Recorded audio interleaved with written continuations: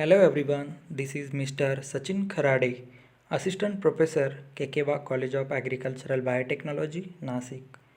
Now going to deliver a topic on somatic embryogenesis.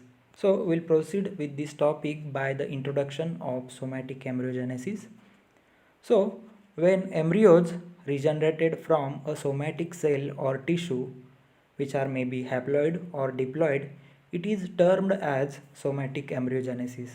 So, somatic embryogenesis is a process which the somatic cells or tissue develops into a differentiated embryos. So, it was first induced in a suspension culture by Stewart et al. In the year 1958 and in callus culture by Reinhardt in the year 1959 of carrot. So, next is the diagrammatic representation of somatic embryogenesis. So, here we can see in the plate A there is a globular embryos emerged from yellow callus. B plate shows white globular and heart-shaped embryos. C plate show green cotyledonary embryos were formed from these globular structure.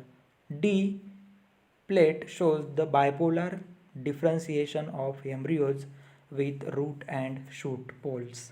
So next one is the stages of somatic embryogenesis. There may be a four different stages. First one is the globular stage, second one is the heart shaped stage, third one is the torpedo shaped stage, and fourth one is the mature stage. So first globular stage, embryo is small and round shaped, we can say it is multicellular, so its shape and size becomes a circular. So it will develops its structure as a globular stage. Second one is the heart shape structure. So shape changes to a heart shape with the more cotyledons development. So after development of more cotyledons, there is a development of heart shape stage inside the globular stage. So next one is the torpedo shaped stage. It consists of initial cell or the shoot or root of meristem. So this step or this stage develops or start to develop a shoot or root structure from the cotyledonary structure. So fourth one is the mature stage. There is a embryo becomes a cylindrical and it will develop into the cylindrical structure and it looks like a cotyledonary structure. So next one is the diagrammatic picture of somatic embryogenesis. You can see first is the single cell which is taken for the development of embryo, which is inoculated on MS media, and there is a cell division happened inside this cell, and it will form a cell clump. So this cell clump we have to separate down, and under microscopic picture we can see the cells which are present inside the clump having a globular stage structure. We can see then after globular stage or globular structure, it will develop into a heart shaped stage, we can see here, and after heart shape it will develop into the torpedo or cotyledonary structure, and it will leads to the formation of shoot or root, and it will become a whole plantlet. So this diagrammatic picture will show each and every stage of this embryogenesis. So after that, these stages are we have to explain here. First stage is the induction stage. So we all know for the formation of callus or to formation of somatic embryo, we have to add the auxin plant growth regulator for the induction. So pro-embryonic masses are formed from this auxin concentration. There may be a 2,4-D is mostly used hormone for the formation of this somatic embryogenesis or for the induction of this somatic embryogenesis. Next stage is the development stage. So auxin must be removed from this embryo development. So inside the induction we have already induced a somatic embryogenesis. So in the development stage we have to remove the auxin concentration, and continuously use of auxin inhibits the embryogenesis. So that's why we have to remove the auxin concentration from the embryo development. Then these stage are similar to those of zygotic embryogenesis, and this procedure having same direction as per the zygotic embryogenesis, which are globular, herd, torpedo and cotyledonary stage, and it will convert into the germination or conversion. Next one is the maturation stage. Inside required a complete maturation with a apical meristem, radicle and cotyledons. So these three parts indicates our seedling or plantlet will get a form. So often obtained repetitive embryony, then storage of protein production necessary, and often required a ABA for the complete maturation. So ABA often required for the normal embryo morphology and precocious germination. So there is a two different types of somatic embryogenesis. First one is the direct embryogenesis and second one is the indirect embryogenesis. The main difference between these two types, there is only a callus. So first one is the direct embryogenesis, when embryos initiated directly from inoculated explant in the absence of callus phase. This procedure we can call it as a direct embryogenesis. But inside the indirect embryogenesis, the formation of embryo with callus phase, or we can say callus from explant takes place, from which embryos are developed. We can call it as a indirect embryogenesis. So inside the direct embryogenesis procedure is like this. So we have to select a explant, we have to inoculate this explant on a nutrient MS media, and from that inoculated explant directly formation of embryo will be happened. So this procedure we can call it as a direct embryogenesis. And inside the indirect embryogenesis we have to firstly select a explant, inoculation on the MS media, then it will leads to the formation of callus, and this callus will develop into a embryo like structure.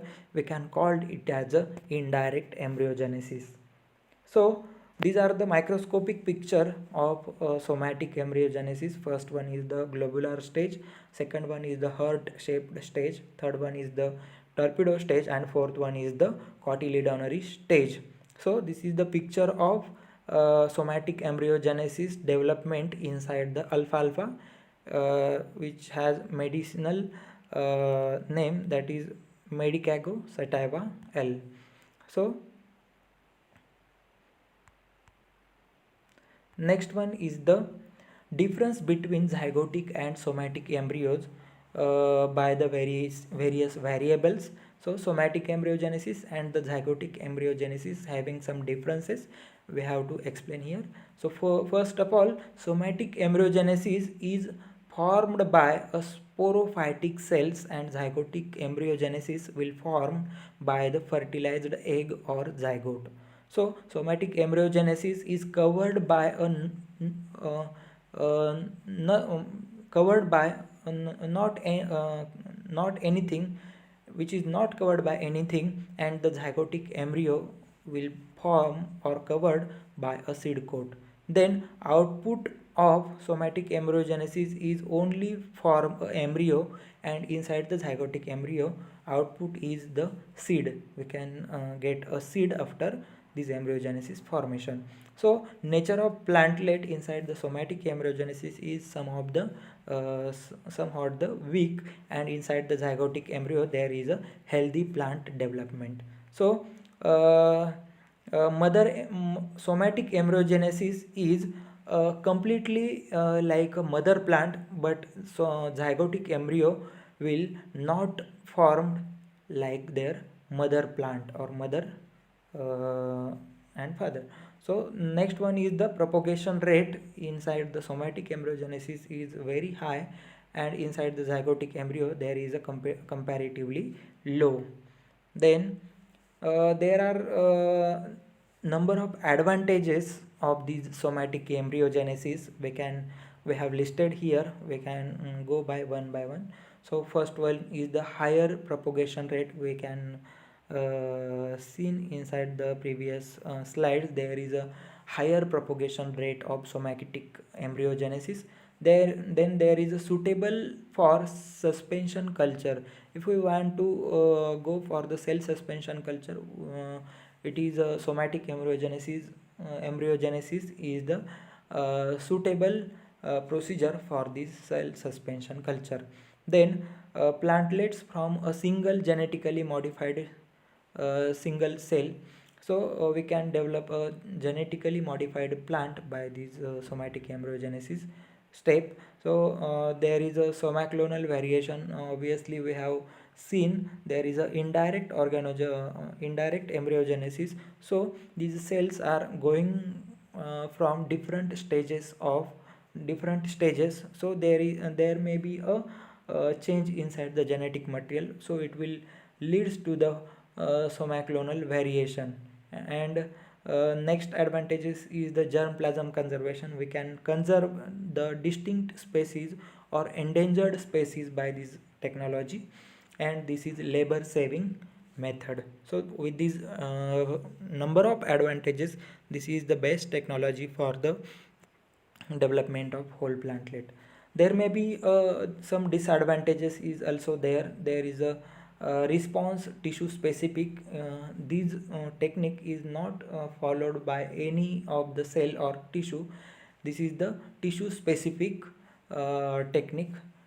Inability to generate a large number of normal or free living plantlet. So there is a restriction of development of free living plantlet. May also include low frequency of embryo production of malformation embryos, complete embryo maturation, and unbreakable embryo dormancy or low plantlet vigor. There is a number of disadvantages is also there. It may create a unwanted genetic variation. We can say it is a somaclonal variation. It may produce unwanted or bad characters from these plants. So these are the some disadvantages of these somatic embryogenesis. So with this we can conclude that the somatic embryogenesis is the very important technique for the formation of plantlet, and there may be a number of advantages for the plant and plant development. So thank you for listening this video. Kindly like this video and subscribe this channel. Thank you.